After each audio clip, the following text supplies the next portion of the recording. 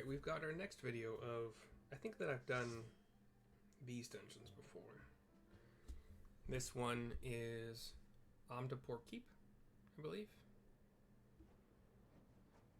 Yeah. Amdapor Keep. Amdapor. Basically just a castle grounds. It's like, you know, a heavily fortified area that seems to have been kind of overrun with some trees here and there. We are healing. We got a paladin tank, black mage, and it looks, I think, summoner as my DPS.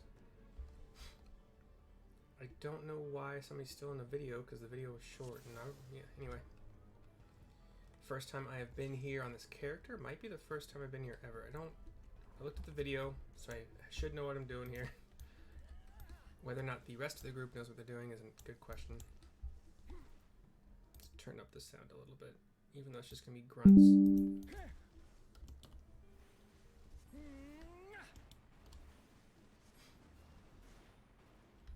This paladin's taking like no damn... See, I don't mind tanks that like take their time, just do one group at a time. I'm cool with that. As a tank, I would rather do that for the most part. I know when I can pull bigger groups. And I know when it's going to stress the healer. Oh, here he goes. Never mind. Maybe he was testing me out to see if I could handle one group with ease. And joke's on you. I can. I just don't like to. Put our AoE on the big Dual-Hand guy. We got like basically some devil dogs. One of those big... The Dual-Hand monsters are just the basically animated giant armor. One of those. Got some more winged kind of devil dogs. They're called hippogriffs, but they don't really resemble hippogriffs that I'm familiar with.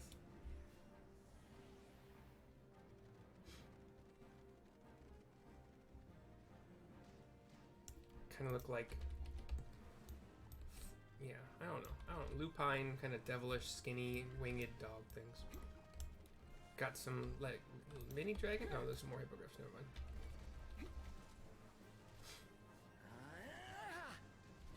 You're doing great, tank. Don't let yourself dropping here and there make you think you're not. You're doing pretty great. I get to cast my AoE stun.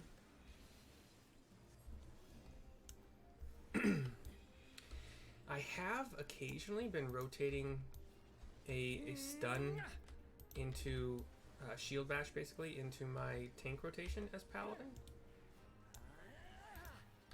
Not often. Sometimes, mostly just when I remember to do it, and only if, like, taking a lot of damage, I'll stun one or two in a row to kind of mitigate some damage for a bit. Also using, you know, mitigation cooldowns. Just running along, got trees, got green grass growing up through the cracks of all, like, the castle grounds, the stone, big old stone squares, you know. Manufactured floor. Oh, you're pulling more. Okay. Let's do, I guess. Oh, I pulled something. Uh-oh. Uh-oh. Didn't mean to. Help.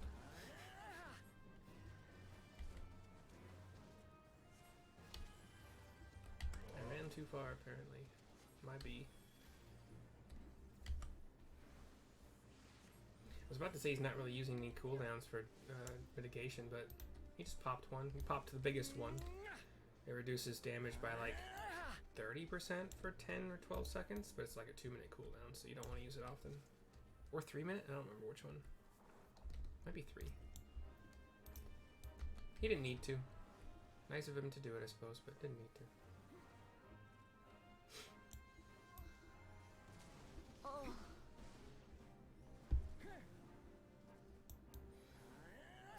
Easy peasy. Throw some stones myself.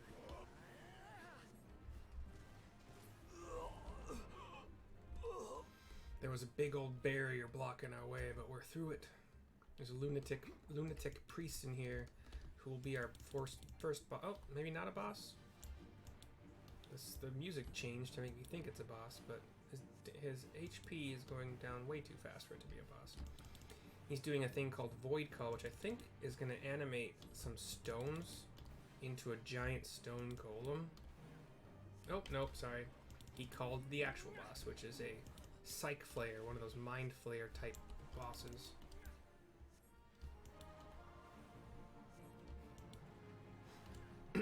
He's using Void Thunder 3, which is just a tank.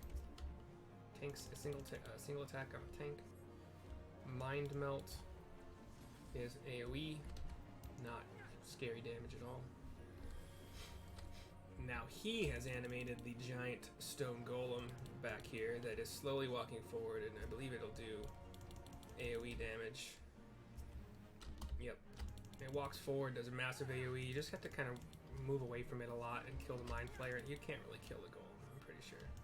Yeah, you can't kill the golem, so just focus on the Mind Flayer. The Mind Flayer will summon another like miniature or smaller but still large golem that you can mostly ignore. It disappears when you kill the Mind Flayer.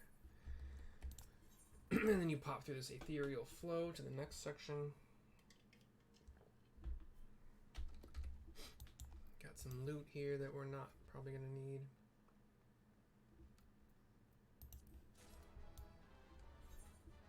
But we take it because, I mean, if you greet it and you win it,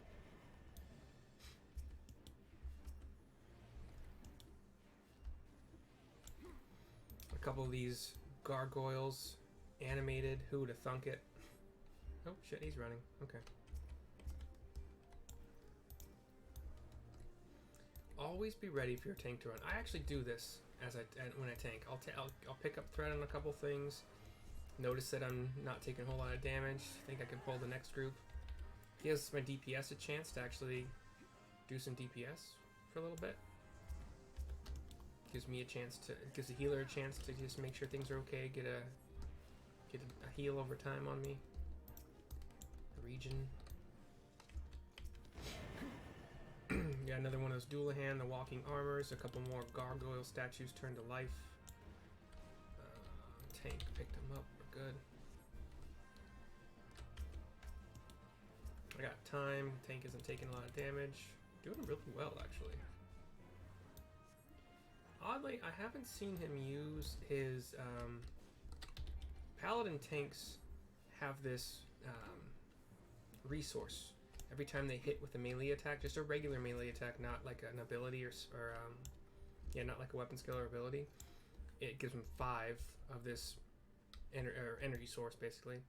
And then if they have 50, they can use it to basically put up their shield to reduce or like basically get a shield block for the next 4 seconds, which reduces damage based on your shield, how good your shield is at the time, you know.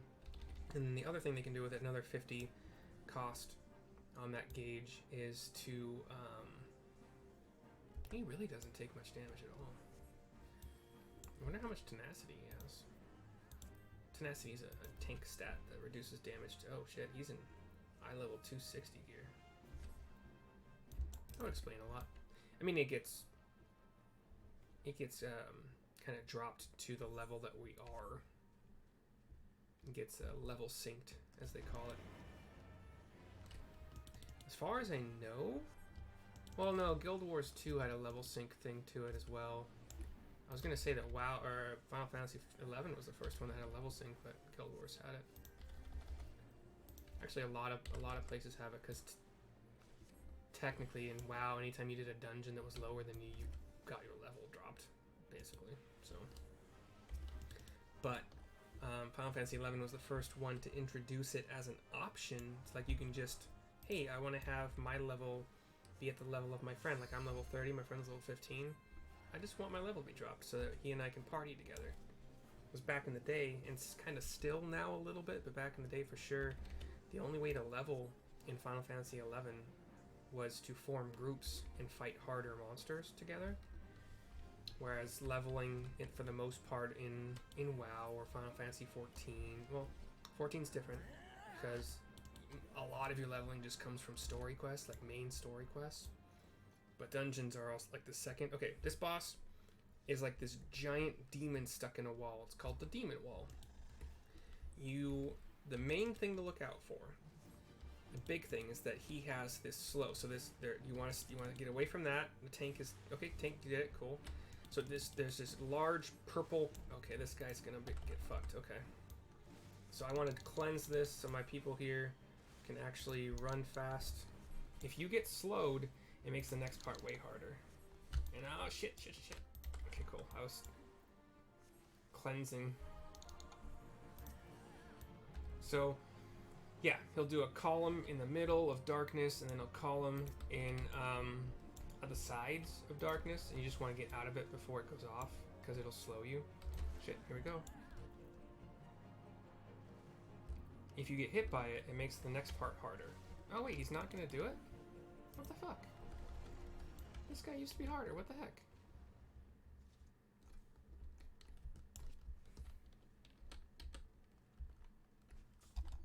What the heck? They changed it. I've died on that several times because I forgot that I really had to dodge that.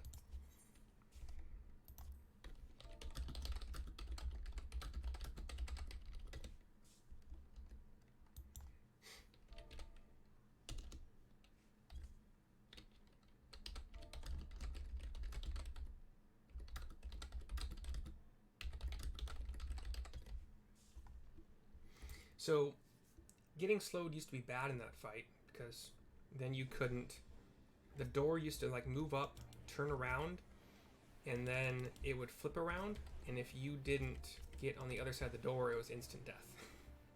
So, getting slowed was bad for that reason. He's running. Do I need to run to catch up? No, he's good. We're good. So yeah, if you didn't make it, if you were slowed and you didn't make it to the other side of that door in time, you died. But other than that, there wasn't a lot of damage in that fight. Like, I was the healer. I died because I forgot the mechanic. I forgot to look out for it. And the tank just survived the rest of the fight. No problem. It's pretty cool.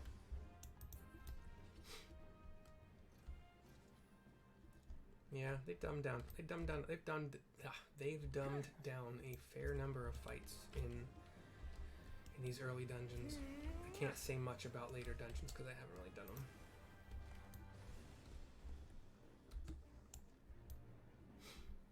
Tank picked up threat on these guys. Oh wow, this demon dude's fast. There's a demon running along with the scythe, very, very fast.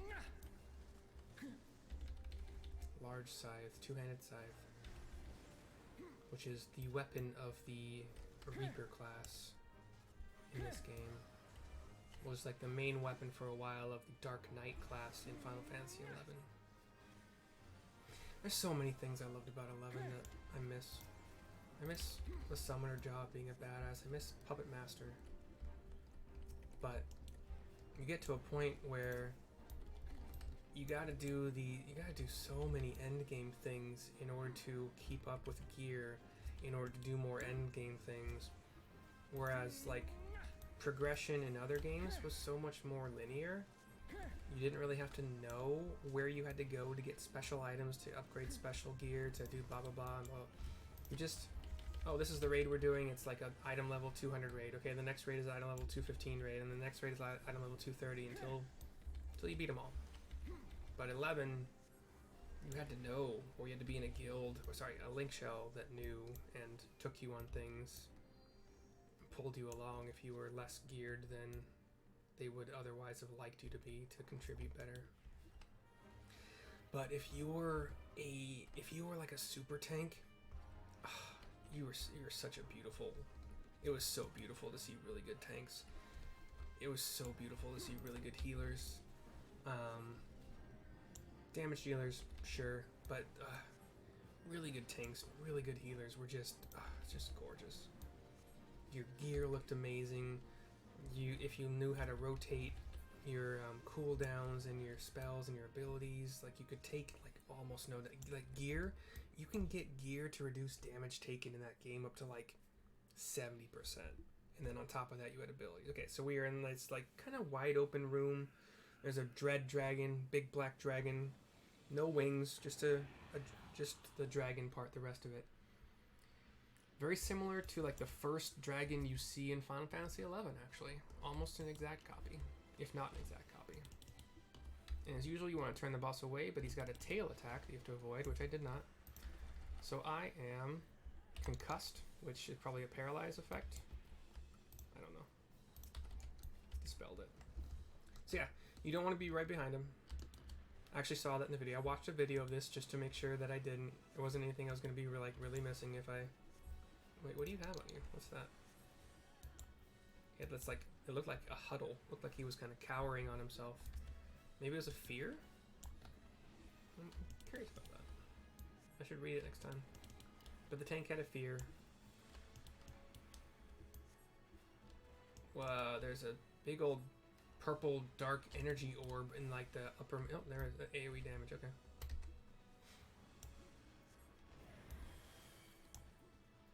I hate it when people stand too far away from me. Okay, so what is that?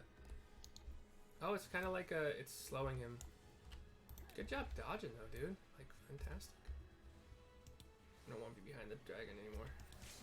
He summoned a demon at his side. We got our black mage just used like a comet as our limit break, our damage limit break. Basically, get the slow off the tank. If you're the healer, stay away from the tail, kill the ad. I don't know what happens if you don't kill the ad. And the dragon is down.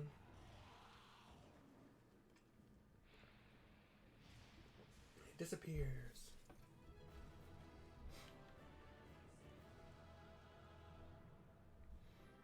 Okay, that is Amdapor Keep. Thank you for joining me. Have a good day. I'll see you next time.